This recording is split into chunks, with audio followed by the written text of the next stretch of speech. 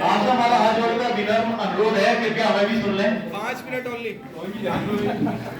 नमस्कार सर, आज हमें ग्रुप 2 को हमारा जो विषय था शारीरिक शिक्षा के आधुनिकीकरण दृष्टिकोण के मुख्य उद्देश्य क्या है, तो उसमें मैं कहना चाहता हूँ और हमारी टीम की तरफ से जो हमारे सजेशन आए, इसमें पहला फायदा तो हमारे खेल प्रशिक्षक और खिलाड़ियों को होना है।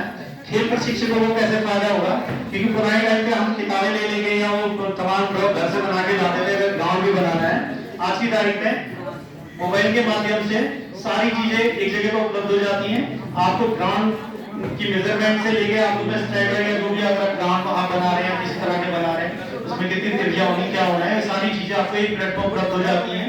और साथ ही खिलाड़ियों को भी इसमें बेनिफिट्स हो रहा है, जैसे कि हमारे पूर्व वक्ता ने भी कहा कि उसमें जो है हम अपने स्टेप नाप ले रहे तो हमारा पर किलोमीटर या पर डे हमें कितना किलोमीटर चलना है, क्योंकि कहीं ना कहीं शरीर को स्वस्थ रखने के लिए हम शारीरिक शिक्षा के रूप में ये तमाम चीजों को क्लियर करने के लिए बहुत हमेशा रहा है। नई नई टेक्नोलॉजी हमारी आ रही खेलों की, और वर्तमान में तो देश में बहुत अच्छे खेल हो रहे हैं, लेकिन जो विदेशी टेक्नोलॉजी थी वो भी हम डिजिटल माध्यम या आधुनिकीकरण की वजह से खेले के आधुनिकीकरण की वजह से। एक मिनट भाई साहब, हेलो, मेरी बारी है, सुन लें। अगर आपको नहीं सुनना तो कान मत कर ले, लेकिन आवाज ना करें प्लीज। सर आप अपने ग्रुप में डिस्कस करें। तो डिस्कशन की बात आगे कर ले, हम तो बोलने तो यहां इसमें जो है विदेशी जो टैक्टिक्स है, जिसको हम अभी तक ये सोचते थे ये लोग ऐसा क्या करते हैं, जो खिलाड़ी इतने स्ट्रांग हैं, तो उस लेवल का हमारा खेल आ गया। ये आधुनिकीकरण का ही श्रेय को जाता है, क्योंकि उनकी तमाम टेक्निक्स और उनके जो मशीन है वो तमाम भारत में भी आ रही हैं, और उसको हमने आधुनिकीकरण करके जो है खिलाड़ी और खेल प्रशिक्षकों को बिल्कुल तैयार किया है। शारीरिक रूप से हम स्वस्थ होंगे तो शारीरिक विकास तो होगा ही होगा, साथ में मानसिक विकास भी हमारा होगा। हम निर्णय लेने की क्षमता, जो एक सीएनएस होता है, सेंट्रल नर्वस सिस्टम, ये बहुत महत्वपूर्ण योगदान करता है किसी भी खिलाड़ी को या प्रत्येक नागरिक को। कुछ ऐसे डिसीजन जो क्विकली लेने होते हैं, अगर हमारा सेंट्रल नर्वस हम मानसिक रूप से स्वस्थ नहीं है तो हम डिसीजन मेकिंग पावर हमारे अंदर नहीं होगी।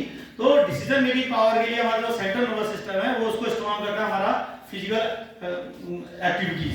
जब हम शरीर से स्वस्थ होंगे, मानसिक रूप से अपने आप ही स्वस्थ होंगे।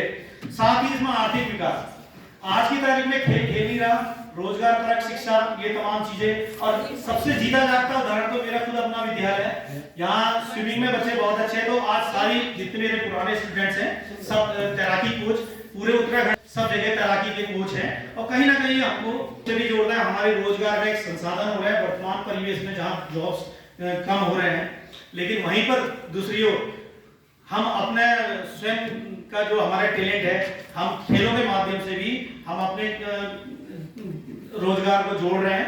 हल्द्वानी को आप इसका उदाहरण देख सकते हैं, तमाम आज की तारीख में जो हमारी प्रशिक्षण केंद्र खुले हैं, वो सब एकेडमियां जो है वो डेवलप हो रही है जबरदस्त के लिए।